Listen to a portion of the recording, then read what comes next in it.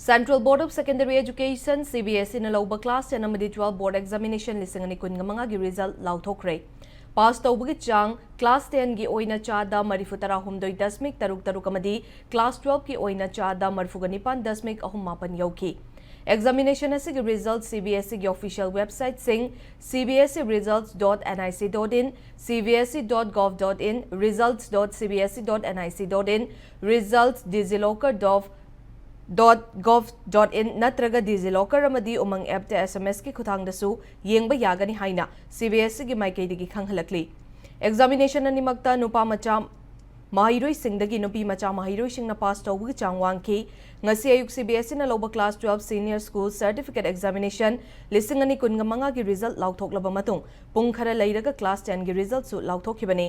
Class 12 Senior School Certificate Examination lising ani kun ngamanga asida mahiroi lakh taraga taret lising mariga chahum humfuga taret na registered tawbagi manungda mahiroi lakh taraga taruk lising marifutara nithoi ga chatren marifutara marina appear tawbada mahiroi lakh taraga mari lising marifutara taruk ka chahum ga taret pass tawki.